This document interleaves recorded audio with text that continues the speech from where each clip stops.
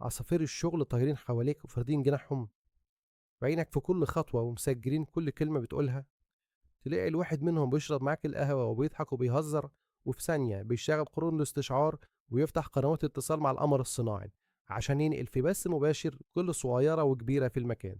احترس بقى يا معلم، انت كده واقع في قلب عش العصافير، بس مش اللي بتاكل القمح، لا، عصفورة من اللي بتاكل ودان المديرين. فجهز يا حلو ربع كيلو ذرة عويجة وارد قدام الشاشة، وتعالى اسمع حلقتنا النهاردة من برنامج استشارة في الإدارة. في الأول لازم نعرف إن العصفرة دي موهبة ربانية، بس كانت محتاجة المدير اللي اكتشفها. يعني مش أي حد عنده منقار ينفع يبقى عصفورة، لازم حد عنده شوية مهارات وصفات عشان يستحق اللقب ده عن جدارة. العصفورة بيلاقي طوب الأرض، بيقدر يفتح في مواضيع من الهوا مع أي حد وعن أي حد. ودانه أكبر من ودن الفيل، يعني ممكن يقعد ساعة يسمعك من غير ما يقطعك أو يبين إنه زهق من رغيك، بس مركز في كل حركة وكل كلمة بتتقال.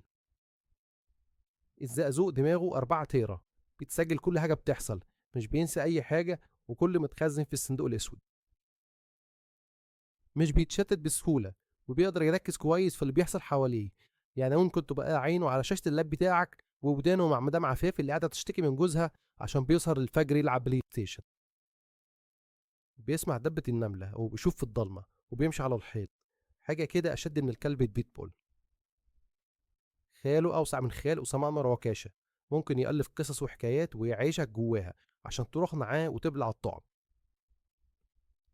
لأنه في الغالب عارف إن الناس هرشاه ومحدش بيطيقه، بس بيتعامل عادي ولا فارق معاه. المدير عايز واحد يكون زي الخاتم في صباعه، يقول له حاضر ونعم على أي حاجة، ومحدش يقدر يعمل ده إلا أبو الزقازيق. أكيد كلنا بنسأل ليه شخص طبيعي يقبل على نفسه يكون تويتي. ده يا حبيبي أخوك لكذا سبب. العصفور على الله حكايته، هو ما بيطورش في أدائه، فبيداري على جهله بإنه يطبل ويتحفلط لمديره. بيبقى زي عجينة البقسماط، أي حد يشكله، ملهوش رأي وبينفذ اللي بيتقاله وخلاص.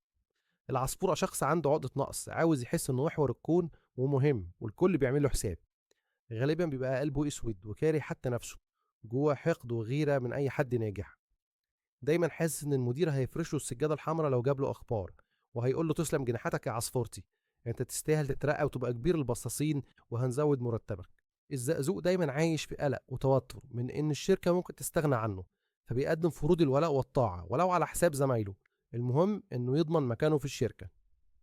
وخصوصا لو كان جاي من منصب أقل بكتير من اللي فيه دلوقتي، بيبقى زي اللي لبس بدلة أكبر من مقاسه، وبيسيطر عليه الخوف من الفشل، فيبيع أي حد مقابل إنه ما يخسرش المكانة اللي هو فيها. عاوز تعرف الشخص اللي قصادك زقزوق ولا لأ؟ اعمل له اختبار التلقيط، يعني وصل له بالطريقة معلومات غلط ومش مهمة، فلما يلقطها هتلاقيه بيدور عليك ويسألك في تفاصيل كتير عن الموضوع ده. ولو لقيت الكلام ده انتشر يبقى انت عملت الكمين الصح وعلمت عليه. لازم تبقى فاهم ان اصغر الشغل الكل بيحتقرهم، واولهم المديرين، لانهم عارفين كويس انه زي ما باع زمايله ممكن يبيعهم هم كمان. فما تشغلش بالك بيهم وصحصح واعمل اللي هقولك عليه. تقلق بس لو لقيت المدير بيتكلك على السيم وعارف حاجات انت ما قلتلوش عليها، غير كده شكليات. لسان العصفور زي حبل الغسيل جارتك ام حماده، الاتنين بيستخدموا للنشر.